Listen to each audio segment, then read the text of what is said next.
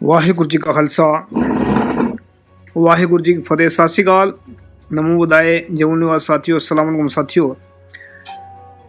Voice of मानवता news channel पर आप सभी का स्वागत है। मैं मेघराज सिंह अमेरिका से। साथियों, आप सभी जानते हैं कि हम उठाते हैं गरीबों की आवाज़, मजलूमों की आवाज़, और जिनकी कोई आवाज़ नहीं उठाता उसकी वॉइस ऑफ मानवता उठाता है। तो आज के हालात जो चल रहे हैं भारत में, आप सभी जानते हैं कि मनवाद का कहर चारों तरफ है और हर आदमी आज़ादी चाहता है, लेकिन खास करके जिनको बहुजन कहते हैं लोग, तो बहुजन आज बहुत ज़्यादा कंफ्यूज है कि आज़ादी तो चाहते हैं सभी हैं, लेकिन लीडर जितने लीडर हैं, लीडरों के कारण सभी के सभी कंफ्यूज हैं और क्या करें, सोच रहे होंगे ऐसा कि क्या करें। लेकिन हम एक बात बताना चाहते हैं कि मायूस नहीं होना चाहिए, क्योंकि जब कहते हैं कि कुदरत जब एक दरवाज़ा बंद करती है तो 10 दरवाजे कुदरत खोल देता है, ऐसा मानते हैं। तो राज की बात करेंगे आज हम कि बहुजन भारत में राज कैसे कायम करेंगे। तो राज कायम करना बहुत ज़रूरी है, क्योंकि बिना राज के गुरु गोबिंद सिंह जी कहते हैं कि कोऊ किसी को राज न दे है, जो भी ले है निज बल से ले है। कि जो भी राज सत्ता लेनी है तो निज बल का इस्तेमाल करना पड़ेगा, अपनी ताकत का, अपने आप को पहचानने का, अपने आप को जो अपनी ताकत का इस्तेमाल करके तब राज मिलेगा। फिर आगे कहते हैं कि कहते हैं कि मतलब राज बिना न धर्म चले है, धर्म बिना सब दल मलय है। कि बिना राज के ये मतलब सब कुछ बर्बाद हो जाता है। राज बहुत जरूरी होता है। तो बहुजन राज भारत में कायम कैसे करेंगे, इस बात पर कर रहे हैं, टॉपिक पर बात है। तो फिर आप बहुत सारे साथी सोचेंगे कि हम तो सिख हैं, हम बहुजनों से क्या लेना देना, ऐसा सोच सकते हैं। लेकिन क्या है कि दरअसल क्या जो सिख जो भारत में जो बहुजन है उनका मूल रूप होता सिख ही है। मतलब जो बच्चा बचपन से पैदा होता है उसका रूप जो सिख का ही रूप होता है। ना बाल काटता है, ना कुछ कटा होता है, कुछ भी नहीं कटा होता, वो सिख ही होता है बचपन से ही। तो मूल रूप जो है बहुजनों का वो सिख ही है। बाद में उसको कहाँ मतलब कि हिंदुओं ने गटर में घसीट लिया, गुलामी के गटर में। तो कुल मिलाकर बात यह है कि बहुजन राज कायम कैसे करेंगे, ये हमें कम से कम भी 10-15 एपिसोड में बताएंगे कि राज कायम कैसे होगा और हमेशा के लिए राज को कायम कैसे रखा जाएगा। इसमें हमें 2-4 बार मतलब 10-15 एपिसोड में तकरीबन बताएंगे। क्योंकि जब हम बात करते हैं कि आज जो बहुजन है वो कन्फ्यूज है, चारों तरफ लीडर इतने बड़े बैठे हैं कि एक लीडर दूसरे लीडर की वो मतलब बुराई करते हैं, और बहुत सारे जो लोग हैं वो भी कंफ्यूज हैं कि दूसरे जब एक दूसरे लीडर की जो बुराई करते हैं तो वो आपस में लड़ पड़ते हैं। तो ऐसे शक्ति जो है ना बढ़ गई है लोगों की, एक बर्बाद करके रख दी है इन्होंने। शक्ति सबकी लोगों की बटी हुई है अलग अलग, और दूसरों को उसको लीडर को क्यों बोल दिया कुछ, उसको मतलब दूसरे लीडर को क्यों ऐसा बोल दिया। तो आपस में लड़ के अपनी शक्ति खराब कर रहे हैं। लीडर तो खैर उनके बारे में क्या बोलूँ मैं कि उनकी नालायकी के कारण ही आज बहुजन गुलाम बने हैं। तो गुलामी से आज़ाद होने के लिए पहले हमें दिमाग को आज़ाद करना बहुत ज़रूरी है। हमारी जो शरीर की जो शक्ति है उसको हम अगर पहचान पाते हैं या उसको हम देख पाते हैं कि उसको हम सही इस्तेमाल कर भी रहे या नहीं कर रहे हैं, पहले हमें अपनी शक्ति को पहचानना पड़ेगा कि हम हैं क्या चीज़ें। तो जब हम अपने आप को पहचान पाएंगे तभी हम दूसरे को पहचान पाएंगे कौन गलत है कौन सही है। क्योंकि आजकल कोई भी भाषण दे करके चला जाता है और ठग ले जाता है पैसे आकर के, फिर वो बहुत सारे संगठन खड़ा कर देते हैं और फिर आगे जाकर बिक जाते हैं। फिर वो लाखों करोड़ों लोगों का चूना लगा करके बैठ जाते हैं घर में जा करके। तो मैं एक छोटा सा एग्जाम्पल दे रहा हूँ। यहाँ पर अमेरिका में एक आदमी आया था, कोई 2016 की बात है ये।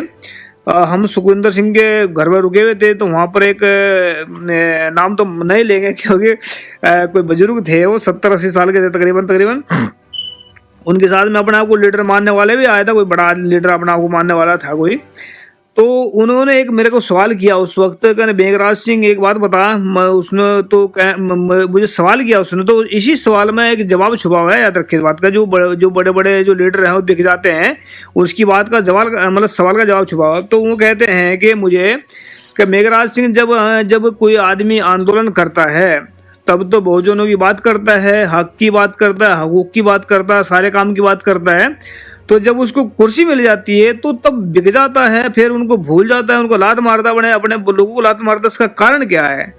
तो मैंने उसको जो जवाब दिया था वही मैं आप सबके सामने रख देता हूँ, क्योंकि सवाल करना और जवाब लेना बहुत ज़रूरी है।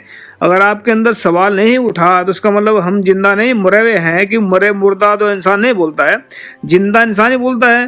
तो जिंदा इंसान सवाल करता भी है, सवाल सुनता भी है, सुनना भी जरूरी है, करना भी जरूरी है। जो आदमी सुन नहीं सकता वो सवाल का जवाब नहीं दे सकता। जो आदमी सुनता है वो जवाब भी दे सकता है, और उसका बोलना चाहिए, उसको सुनना चाहिए। तो मैंने उसको जवाब दिया था कि जो आदमी संघर्ष इसलिए कर रहा है अगर कि उसको सिर्फ कुर्सी पानी है, या कोई 2-4 करोड़ रुपए या 10 करोड़ या 50 करोड़ या 1000 करोड़ या मतलब लाख करोड़ रुपए पाने हैं उसको, तो वो मतलब अगर उसको कुर्सी पाने के बाद में वो बिक जाएगा, और उसके बाद में क्यों मतलब लालच उसका पूरा हो जाएगा। लालची इंसान के पास में चाहे पूरे ब्रह्मांड की दौलत भी आ जाए, जैसे अडानी अंबानी है एक नंबर के, मतलब ये इनको देखें, ये इतने लालची अंदर से, ये मरे पड़े हैं अंदर से, मतलब इनके जिंदा नहीं है। क्योंकि लालची, जब जो लालची इंसान होता है उसका कोई भी टिया ठिकाना नहीं, उसके चाहे दुनिया की दौलत भी आ जाए उनके कदमों में, तब भी भूखा ही मरेगा अंदर से। तो इनका कुछ सुकून मिलने वाला नहीं। तो कुछ मिलाकर मैंने बोला था, अगर आदमी सच्चा और ईमानदार होगा, चाहे वह प्रधानमंत्री कुर्सी बैठ जाए, चाहे वह बैठ जाए राष्ट्रपति कुर्सी पर बैठ जाए, वो कहीं भी चले जाए, उसने जो जिस संघर्ष से निकला वो निकल के चला है, वो संघर्ष को कभी भूलेगा नहीं और उनको छोड़ेगा भी नहीं है कभी। और बल्कि ज़्यादा लाड प्यार करेगा उनसे, जो अपने लोग हैं उनके, तो उनसे ज़्यादा लाड प्यार। तो वो जो लोग हैं जो मतलब ऐसे लालची और बेईमान लोग जो होते हैं वो ऐसा करते हैं। तो बहुत सारे लीडरों को आप सभी जानते हैं कि उनका क्या हालात चल रहे हैं। हम लीडरों के बारे में नाम तो नहीं लेंगे किसी का, क्योंकि बहुत सारे हम किस का नाम लेकर अपनी जबान खराब करेंगे। हमें तो सिर्फ उन लोगों को बचाना है जो पैसे से लूट रहे हैं, जो दिमाग से मतलब दिमाग का खा लिया लोगों ने, लीडरों ने। क्योंकि दिन रात भाषण सुना करके कुछ उसका निकला तो है नहीं। ऐसा नहीं मैं आपको कोई नया भाषण सुना रहा हूँ, मैं ऐसा सोच रहा हूँ कि मैं उनके भाषण सुनता पक गए हैं तो एक नया बन के सामने आया, तो ऐसा नहीं है। मैं कोई लीडर नहीं किसी का बनना चाहता, मैं तो भाई हूँ, अब दोस्त हूँ, भाई हूँ, बना कर रखे तो अच्छा रहेगा। तो कुल मिला के बात यह है कि मतलब बहुजन राज तक कैसे पहुंचेंगे। तो हमारा जब कहते हैं कि जब हमारी बुनियाद जो है अगर मजबूत होगी तो उस पर बिल्डिंग खड़ी करनी हमारे लिए आसान हो जाएगी। तो जब हमें हमारा शरीर की जो शक्ति है, जो मतलब इंसान की जो मानसिक शक्ति है, उसका सही इस्तेमाल कैसे करेंगे, तब अगर मानसिक शक्ति का सही इस्तेमाल कर पाएंगे तो शरीर भी हमारा स्वस्थ रहेगा और मानसिक भी स्वस्थ रहेगा। तो हमें जो है हमें सबसे पहले अपनी बुनियाद है जिस पर हमने बहुजनों का राज खड़ा करना है, या बेगमपुरा राज खड़ा करना है, या खालसा राज खड़ा करना है, तो उसकी कम से कम बुनियाद तो सही होनी चाहिए, तभी तो हम उस पर चलेंगे। अगर हम बेईमानी और झूठ के ऊपर बुनियाद रखेंगे, अगर बेईमानी और झूठ हमारे अंदर होगी, लालच होगा हमारे अंदर, तो कैसे राज करेंगे। ये शैतान जो लोग जो राज करते हैं वो अलग चीज है, वो तो राज करते हुए भिखारी होते हैं। अभी जैसे मोदी की बात करते हैं, मोदी एक नंबर का भिखारी है, मतलब उसको राज दिखता तो है लोगों को, हाँ मतलब एक कुर्सी पर बैठा, बड़ी कुर्सी पर बैठा है, लेकिन अंदर से भिखारी है एक नंबर का वो। और दूसरा देखा होगा, डरपोक आदमी में देखा होगा 100-200 उसकी साथ में बॉडीगार्ड भी रहते हैं। फिर भी पंजाब से देखा होगा आप लोगों ने कि वो भी फिर भी कहता है कि मैं उसको बोल दो प्रधान मुख्यमंत्री को मैं बच खा गया है। अब ऐसे डरपोक आदमी को राज सौंप रखे। ये गुलाम कभी राज नहीं कर सकता, अगर गुलाम राजा भी होगा तब भी वो गुलाम ही होगा। तो कुल मिलाकर हमें अपने लोगों को निकालना है, जो बहुजन लोग हैं जो आपस में लड़ रहे हैं, लीडरों के कारण आपस में लड़ाई नहीं करने का। हो सकता है कि 99% वो लीडर खराब हों, बेईमान हों, झूठे हों, मक्कार हों, उनके कारण आप अपनी शक्ति का, मानसिक शक्ति का, शरीर की शक्ति का गलत इस्तेमाल ना करें। क्योंकि ऐसा करने से क्या होगा कि जब हम आपस में लड़ते हैं तो हमारी जो मानसिक शक्ति वो गलत इस्तेमाल होती है। जब मानसिक शक्ति का गलत इस्तेमाल होता है तो आदमी सही नहीं सोच पाता कि सही क्या है और गलत क्या है, और सही क्या है और गलत क्या को सोचने के लिए इंसान को सही परम में जो क्या कहते हैं जो चाहिए, मतलब थिंकिंग चाहिए, उसके पास में सोच चाहिए कि उसको कैसे सोच सकते हैं कि सही क्या गलत क्या है। तो सबसे पहले हमें सच बोलना और ईमानदारी से काम करना। दो काम करने होंगे। सबसे पहले कि हमने सच बोलना और ईमानदारी से काम करना। जैसे कि अगर हम सच बोलेंगे तो बहुत सारे सोचते हैं ये बहुत बड़ा धार्मिक आदमी आएगा, सच बोलने की बात कर रहा है, तो सच हमें देगा क्या, बहुत सारे का क्वेश्चन ऐसे उठ सकते हैं। तो उसका जवाब मेरा ये है होगा, जब आदमी सच बोलेगा तो सच, पहले बात तो हम जो झूठ बोलता है उसको क्या मिलता है, उसको हम बता देते हैं क्या मिलता है। झूठ बोलने इंसान को, जो झूठ बोलता है उसको बेईमानी मिलती है, भ्रष्टाचार मिलता है, दुराचार मिलता है, असमानता मिलता है, जात पात मिलती है उसको, और जो दुख परेशानियां मिलती हैं, बेचैनी मिलती है, मतलब दुख तकलीफ उसमें से निकलती है, सारी झूठ से निकलता है।